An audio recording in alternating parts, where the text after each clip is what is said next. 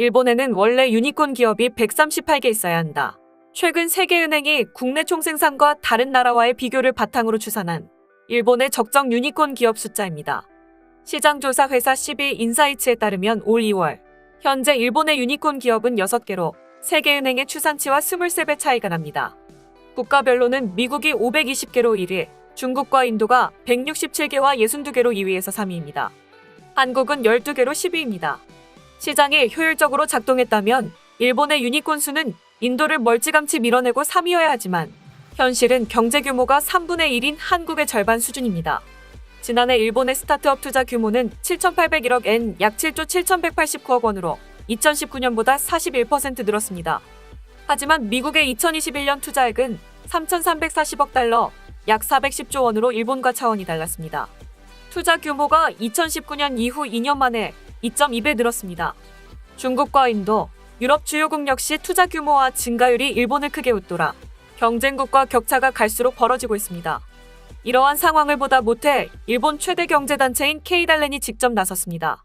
지난달 11일 K달렌은 5년 후인 2027년까지 일본의 유니콘 기업을 현재의 10배 이상인 100개로 늘리기 위한 스타트업 약진 비전을 일본 정부에 제안했습니다. 법인 설립 절차 간소화와 대기업에 의한 스타트업 인수 합병 M&A 장려, 해외 인재 유치 등 38가지 항목에 걸쳐 일본의 유니콘을 늘리기 위한 방안을 제안했습니다. K달렌의 제안에는 한국을 모범 사례로 든 항목도 눈에 띕니다. 13번째 항목인 글로벌 진출 지원에서는 한국은 국가의 톱 대통령이 직접 글로벌 4대 벤처 강국을 목표로 내세우고 전면 지원을 표명하고 있다고 지적했습니다. 코트라를 중심으로 스타트업의 해외 진출을 지원한다는 대목도 있습니다. 이와 관련 K달렌은 스타트업청과 같이 관련 정책을 일원화해서 추진할 수 있는 사령탑을 정부 조직의 하나로 신설해야 한다고도 주장했습니다. 한국은 중소벤처기업부가 스타트업 정책을 추진하고 한국성장금융투자운용이 성장자금을 지원하고 있습니다. 일본 대기업들의 대표단체인 K달렌이 스타트업 지원 방안을 정부에 건의하는 것은 의외로 비칩니다. 남바도모코 K달렌 부회장은 기자회견에서 일본은 고도성장기에 탄생한 기업을 넘어서는 차세대 기업이 나오지 않고 있다고 설명했습니다. 미국에서 스타트업은 세계 최대 경제대국을 이끄는 견인차 역할을 합니다. 미국 상장사 수의 50%가 스타트업 출신 기업입니다. 스타트업 출신 기업들의 시가총액과 연구개발비가 전체의 75%와 92%에 달합니다. 일본이 얼마나 뒤처져 있는지 보여주는 대목입니다. 이에 대해 정치 전문가들은 일본 극우 지지자들은 격렬하게 반대하고 있다. 한국을 모범 사례로 삼고 일본이 따라갈 수 없다는 입장인 것이라며 일본 총리가 이 제안을 승낙하자 시위까지 생겨나고 있다. 탄핵을 해야 한다는 말까지 나오는데 외신 기자들은 일본이 한국을 이길 수 없는 이유라며 비판하고 있다고 전했습니다. 일본 네티즌들은 이 소식이 나온 이후 한국 제품에 대한 혐오 감정을 표현했습니다. 다음은 실제 한국 제품에 대한 일본 네티즌들의 반응입니다. 제도적으로 푸대접은 안 하고 살 사람은 사겠지. 발화한다든가 여러 가지가 문제가 있다고 해도 성능에 있어서는 문제가 없는 것이겠지요. 개인적인 견해이지만 일본은 스마트폰의 보급이 비교적 빠르고 당시의 아이폰이 안드로이드보다 고급감을 느끼게 했고 사용하기 편리하고 뛰어났던 것이 크다고 생각한다. 나도 그렇지만 어느 정도 익숙해져 버리면 다른 OS로 이행하기 어렵다. 처음으로 스마트폰을 사는 지인이나 가족에게는 평상시 자신이 사용하고 있는 아이폰을 추천하게 된다. 그 편이 구입 후에 궁합이 좋고 강의도 하기 쉽기 때문에 상당히 불만이나 특수한 조건이 없는 한 그렇게 될 수밖에 없다고 생각한다. 실제로 조금 전에 투지폰에서 스마트폰으로 바꾼 우리 부모님도 아이폰을 선택했다. 자신들은 대대적으로 불매운동을 벌였고 국가로서도 아직도 후쿠시마산 식품을 금수하고 있는데 우리가 행하는 것들을 흔히 푸대접이라고 하곤 했다. 동조 압력이 있는 것도 정책적 조치가 있는 것도 아니다. 그냥 소비자들이 자유의지로 사고 있을 뿐인데도 말이다. 아이폰이 편하기 때문에 쓸 뿐. 이것을 혐한이라면서 일본을 비난하는 것이 도저히 이해가 되지 않는다. 이제는 일본인의 선택까지 강요하려는 것인가? 의문점이 있지만 그래도 푸대접이라는 말은 너무 심한 것 같다. 이에 대한 아무런 근거도 되지 않았잖아.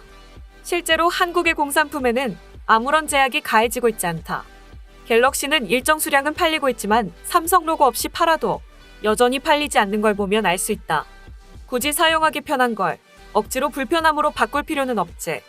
궁금해서 그렇게 하는 사람도 있겠지만 아직은 아이폰이 편하다고 느낀다. 저도 애플, 아이폰 사람입니다만 삼성은 처음부터 선택지에 없었습니다. 이는 한국 제품에 대한 신용도의 문제입니다. 발화한 사건이 남긴 인상이 매우 강하기 때문에 안전하다고 생각되는 애플을 선택했습니다. 일본인은 참신한 기능보다 견실한 제품을 선택하는 경향이 강해 이 결과를 만든 것이라고 생각합니다. 발화 사건은 소비자의 안전을 위협하는 커다란 문제였다. 현재는 나름대로 해결한 뒤겠지만 이미 벌어진 일이기 때문에 신뢰도 부분에서는 어쩔 수 없이 아이폰을 선택할 수밖에 없겠지. 이건 차별을 따지기 전에 한 명의 소비자로서 하는 말이다. 지금의 스마트폰은 충분히 완성형이라고 생각하기 때문에 일본인에게 필요 없는 기능을 넣은 것은 크게 필요하지 않습니다. 그리고 삼성보다 애플의 신용도가 높았다고 말할 뿐이라고 생각해요. 싼 것을 원하는 사람에게는 중화제도 있고요. 순전히 한국에 대해 호의를 갖고 있지 않은 사람도 상당수에 이르고 있지만요. 장사를 할 때에 필요한 것은 구매자 측이 무엇을 요구하고 있는지를 아는 것이라고 생각한다. 여러 나라, 여러 가지 습관이나 가치관이 있는 가운데 일본인이라는 묶음으로 생각한다면 휴대전화가 갈라파고스화한 것처럼 세계의 평균치도 일본의 평균치와는 다르다고 생각한다. 가격이 2분의 1이라도 고장이 나는 기계를 선택하지 않는 사람이 많다고 생각한다.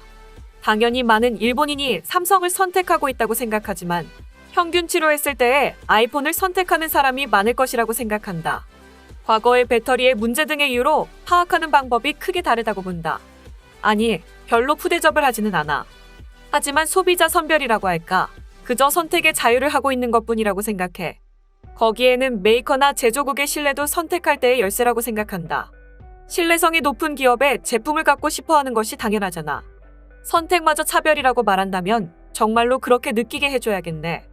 싸우고 싶다고 폭력을 가하는데 계속 당하고 있을 수는 없으니까. 애플은 자사 매장까지 내고 애프터 서비스에도 주력하고 있기 때문에 점유율이 높은 것이고 일본 제품의 신뢰도도 사는 이유일 것입니다. 그에 비해 화웨이라든가 삼성 같은 것들은 아무래도 배터리 문제 같은 것도 있으니까. 물론 일본인에 대한 감정을 거스르는 한국 정부에 대한 불신도 한 요인일 수 있고 아이폰은 보상 판매 부분에서 큰 메리트가 있다. 나는 보상 판매나 매입을 하지 않지만 이것만으로도 하이엔드 스마트폰으로 아이폰을 선택하는 중요한 요소가 되는 것은 아닐까. 나는 그저 제조자와 판매자가 누구인지도 가치 있게 사용하기 위한 중요한 상품의 요소라고 생각한다. 일본인은 브랜드를 좋아한다고 하지만 그만큼 상품뿐만 아니라 상대가 누군지 궁금해하는 것이기도 하니 그 경향은 심할지도 모르겠네. 특정 메이커의 상품만 사용하는 것은 스마트폰에 한정하지 않고 자주 있는 일이고 한국과의 관계가 나빠지는 만큼 그 나라의 생산품을 쓰기가 꺼려지는 건 어쩔 수 없다. 한국도 불매운동이라며 일본산을 사지 않는다고 한 적이 많았지. 인식이라는 것이 한번 박살나면 회복이 어려운 만큼 일본 판매량 상승은 기대하지 않는 게 좋을 거야. 소식 마치겠습니다. 오림박스는 내일도 최선을 다하겠습니다. 감사합니다.